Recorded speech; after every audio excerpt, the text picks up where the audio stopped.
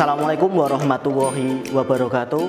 Salam sehat untuk seluruh peserta didik baru, khususnya MPLS peserta didik baru SMA Negeri 1 Kepoh Baru. Untuk kali ini materinya tentang pengenalan budaya dan tata tertib sekolah. Sebelum kita mengupas tuntas terkait pengenalan budaya dan tata tertib sekolah, khususnya SMA Negeri 1 Kepoh Baru, alangkah baiknya saya memperkenalkan diri. Perkenalkan, nama saya Muhammad Sueb, bisa dipanggil Pak Sueb, alamat Desa Pombogo, Kecamatan Balen, Kabupaten Bojonegoro. Untuk tahun ajaran ini saya dipercaya oleh pihak sekolah untuk memegang mapel matematika. Langsung saja untuk mempersingkat waktu, kita membahas terkait tentang budaya dan tata tertib sekolah di SMA Negeri 1 Kepoh Baru. Pengenalan budaya dan tata tertib sekolah SMA Negeri 1 Kepoh Baru. Yang pertama, tata tertib peserta didik saat tatap muka. Yang kedua, tata tertib peserta didik saat pembelajaran daring atau online. Kita bahas yang pertama tentang tata tertib peserta didik saat tatap muka.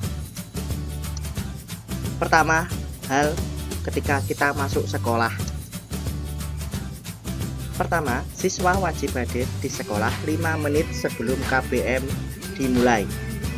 Yang kedua, siswa wajib mematuhi protokol kesehatan, memakai masker, mencuci tangan pakai sabun, menjaga jarak, menghindari kerumunan, dan membatasi mobilisasi umum.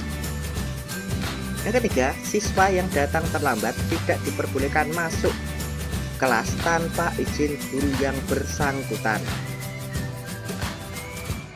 Yang keempat, jika siswa sakit atau berhalangan, maka orang tua atau wali siswa datang ke sekolah. Yang kelima, urusan keluarga harus dilakukan di luar jam pelajaran atau pada hari libur sekolah.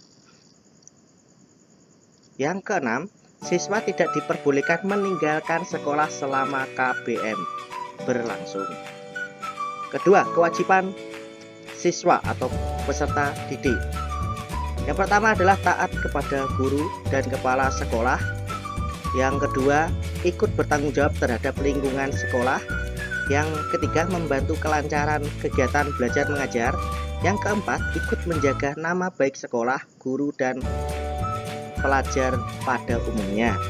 Yang kelima, menghormati guru dan saling menghormati antar sesama. Kelima, membayar uang iuran komite rutin sekolah.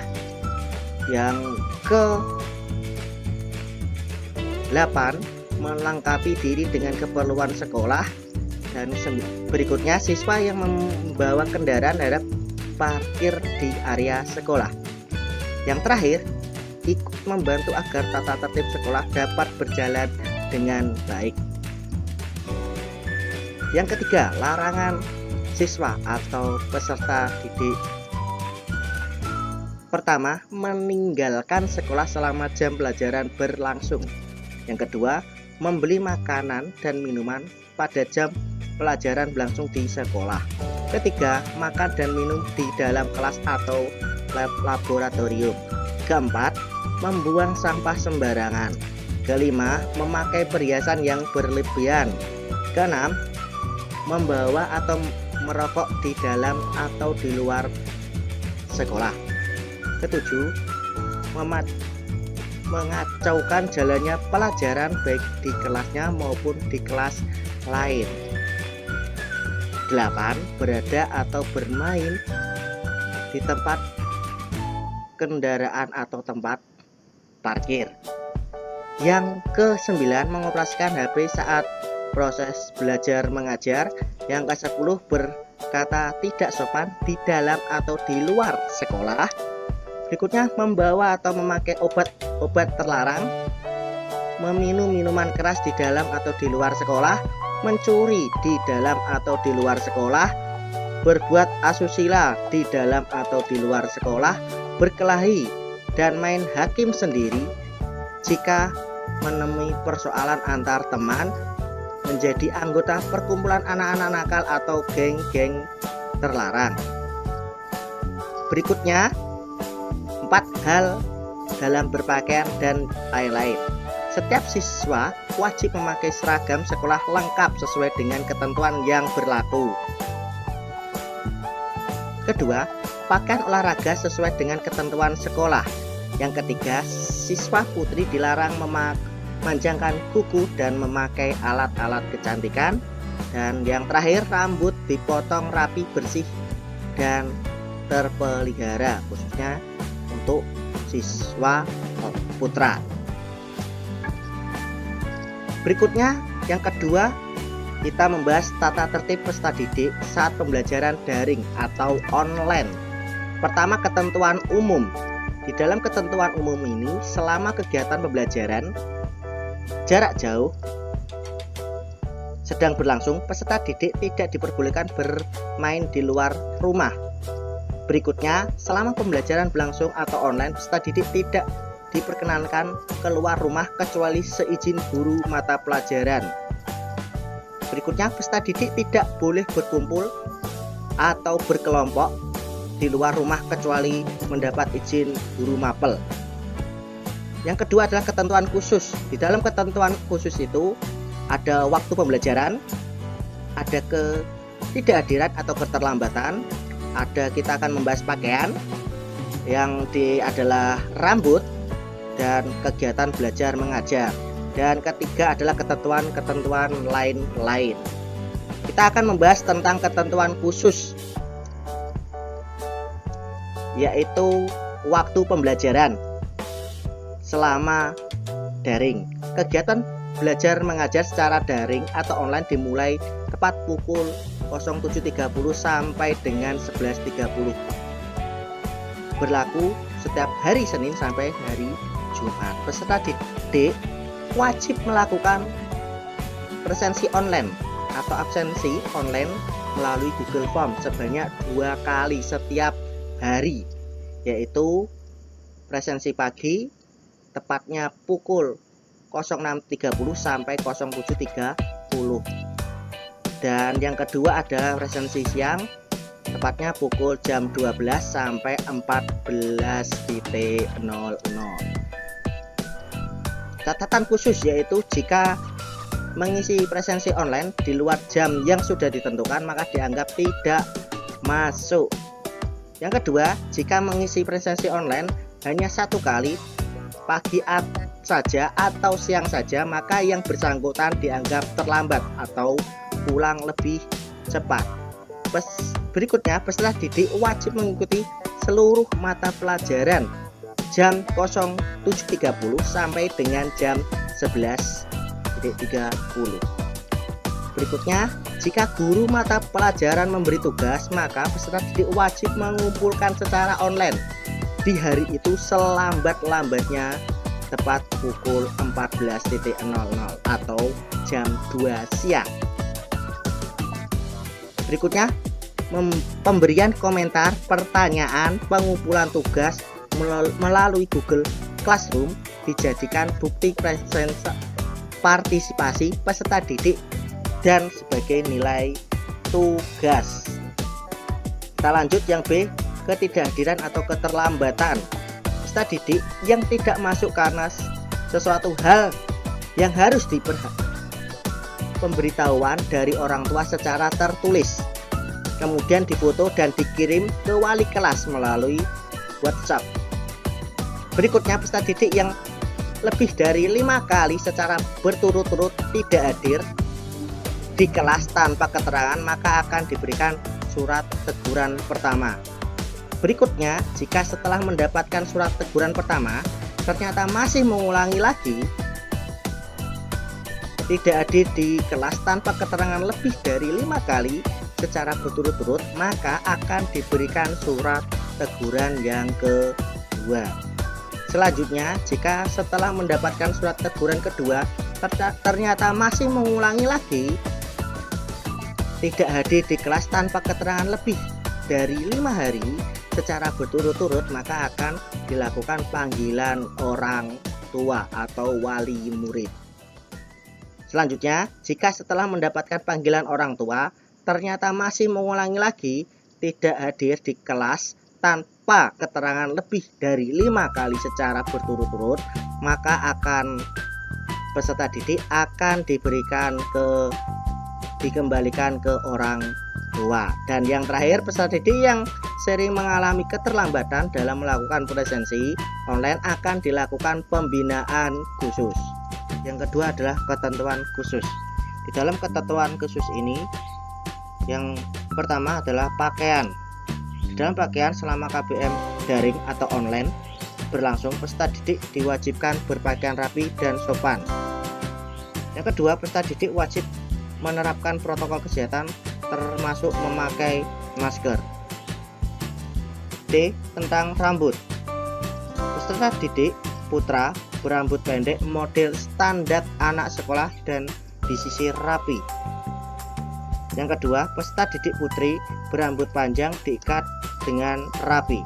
Dan yang ketiga, dilarang mewarnai rambut. Berikutnya adalah kegiatan belajar mengajar KBM secara daring.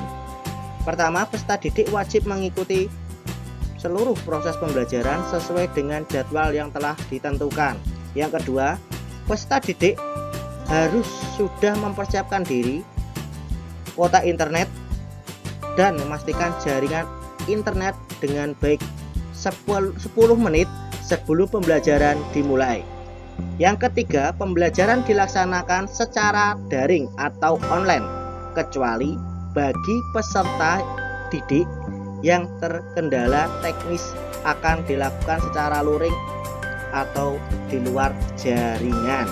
Yang keempat, peserta didik belajar di rumah masing-masing. Yang kelima, peserta didik wajib menyiapkan seluruh perlengkapan pembelajaran daring ataupun luring. Yang keenam, peserta didik mempersiapkan akun email dengan menggunakan nama masing-masing, tidak diperbolehkan membawa nama lain atau nama samaran. Yang ketujuh, selama pembelajaran berlangsung, peserta didik dilarang bermain game atau membuka aplikasi lain kecuali aplikasi pembelajaran yang telah ditentukan. Yang kedelapan, peserta didik menggunakan telepon genggam atau handphone pada saat pembelajaran daring atau online. Yang kesembilan, peserta didik menyiapkan aplikasi penunjang laptop atau komputer jika punya, serta materi pembelajaran seperti buku, catatan, dan lain-lain. Berikutnya adalah kegiatan belajar mengajar tetap daring, yaitu yang ke-10, peserta didik wajib bergabung dalam grup WhatsApp kelas atau grup WhatsApp mata pelajaran.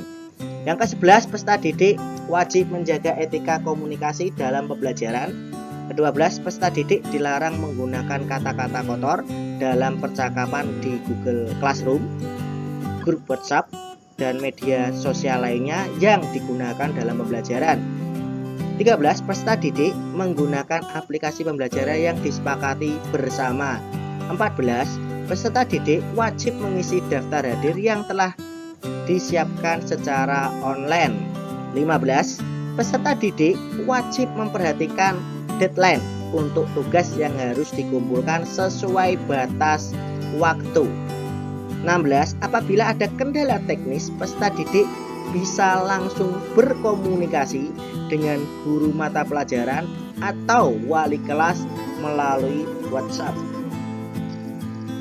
17, atau yang terakhir, siswa yang tidak dapat mengikuti pembelajaran daring oleh karena itu sebab-sebab tertentu dapat melaksanakan pembelajaran luring dengan tugas-tugas yang telah disiapkan oleh guru mata pelajaran secara langsung di rumah masing-masing.